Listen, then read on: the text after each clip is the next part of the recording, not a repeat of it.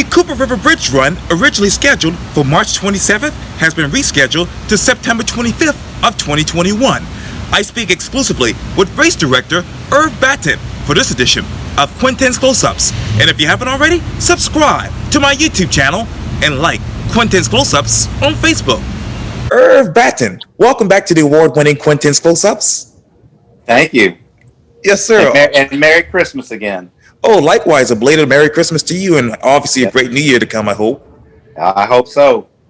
As a matter of fact, you are the race director for the Cooper River Bridge Run, and obviously this morning we heard the breaking news. As you know, the Cooper River Bridge Run has been postponed until September 25th of 2021. It was originally scheduled for late March of 2021, and this is a press release that came out. As a world-class road race for the last 43 years, the Cooper River Bridge Run has decided to postpone its race amid continued COVID-19 concerns. What are the other concerns that you have right now, Irv?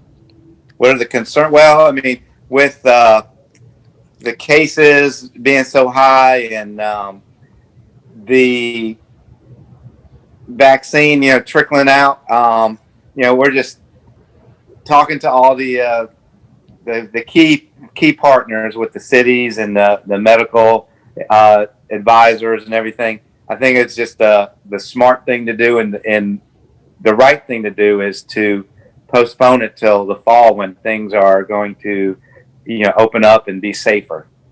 And I know you also said this too in the press release, to uphold its mission of promoting health and wellness. The 2021 race, which was scheduled on March 27, 2021, will now take place September 25th, 2021.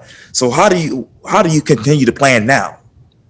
Well, we're going to go ahead and do a little sidestep and start reorganizing for the fall event. Now, if we were able to do a March event, it would have been a lot smaller, and to follow all the guidelines, 6 foot apart and everything, it would have been a lot smaller, more like about under 10,000, about a 6,000 to 8,000 person event, where hopefully in September we'll be able to put on a normal event that everyone expects, all of the tradition that we usually have, and so hopefully we're going to be able to do pretty close to a normal event in September. That's the goal. And what is your goal as far as participants? For hopefully in September, if things, develop like we're hoping, and the vaccine is out and everyone's feeling safe, that we could just go ahead and have a normal event, and hopefully reach our sellout point. What is your sellout point? Well, we have an agreement with the city of Charleston that we won't go over 40,000. So okay. Wow. That would be our goal, is to somewhere in the normal range between 35 and 40,000. Yeah, and I know you said this. Actually, David Bennett said this quote: "We are hopeful that this change will allow for fewer limitations imposed by COVID-19 guidelines now that the vaccines have been begun to distribute, as you just mentioned." What would those limitations be for? The limitations, if we're going to follow the guidelines right now, would be, like I said, 6 foot apart, right. Masks, and added hand sanitizers, and the added security and the safety. And the way it would be set up, if we were doing it in March, we wouldn't be allowed to have our finish festival. People could not hang out together. They'd have to disperse as soon as they finished. And hopefully in September, we'll be able to do our finish festival. We'll be able to have our little gatherings. And a lot of people do those, just small group gatherings at other venues after the event. And those would be possible too, to like I said, make it as close to normal as we can. So. And you talk about that added surge of security. What would it have been like in March? We would have, the buses. We'd have security and individuals there to keep people spread out.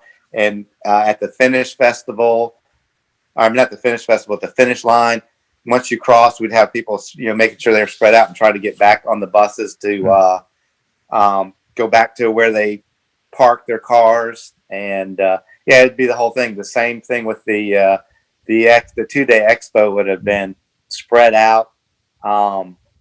less vendors, more room for people to, keep their distance, and it would have been get your, shirt and your race number and disperse, because we wouldn't want you to hang out and linger around like a normal expo would have been, is where people just stay there for hours, just looking and checking out all the vendors and everything. So we want to be able to do that again.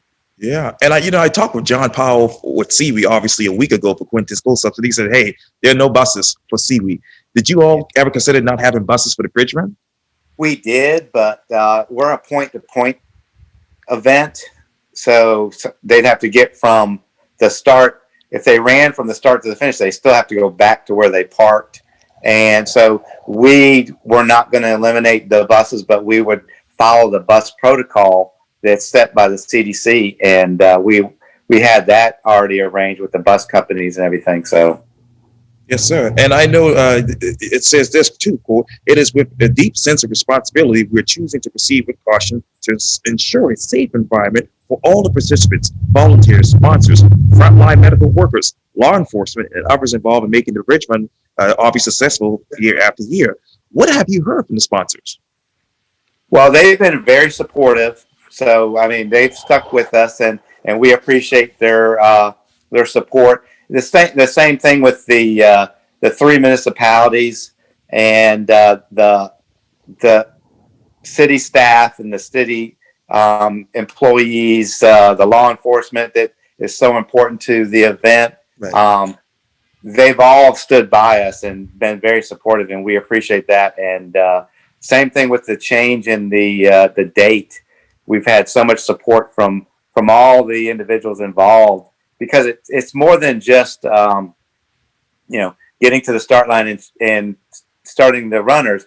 There's so many different aspects and different parts of this event that are needed to fall into place to make sure that the event is safe and is put on where everybody can enjoy it. So, I mean, it's so many different components, and all of them have to line up. And they've all, like I said, they've all been so super supportive, and we appreciate that. And hopefully we'll be able to put on a class act for everyone in September. Yes, sir. And obviously, as you know from not even last year, it was a couple of months ago, people were complaining that you all moved the race to August and it was too hot. Do you have any concerns about September? No, I've looked at the average temperature for the last week in September is the high is 80 and the low is 69. Wow. I mean, what are you going to complain about? So everyone should enjoy it, and I think that it's going to be very important for the community to embrace it. And I know that the hospitality community here in Charleston is going to embrace it, and we want to support them. They've always supported us, and we want to get things back where they're able to have their restaurants and everything back to normal, or as close to normal as possible, because that's part of the charm of Charleston. The bridge run is a part of it, but so are all these other restaurants and little bed and breakfasts and hotels and little shops and stuff. We all need to work together to make sure everyone's safe and make sure we could get Charleston back to where it should be. So. Now, you talked about the community, and obviously we just talked about March. And when we sat down for the interview earlier this year, I asked you this basically. I said, "Hey, what will spectators have to do if they were to go on the course line? What plans did you all have for that?" Well, in March we were going to recommend that there were no spectators for safety reasons, but now that September, hopefully, like I said, it's going to be back to normal. Yes. Yeah, that's exciting. We're hoping for that. It's exciting. Hopefully, it's able to happen like we're envisioning it, and we're excited that that the September date is really gonna be good. So, yes, sir. And obviously, between now and September, you're going to have a lot of people sign up. How many people have signed up for the bridge run thus far? Well, we had 14,000 people defer. So they're already signed up. Right. And then once we are able to open registration, which we're going to open up in the end of March. Okay.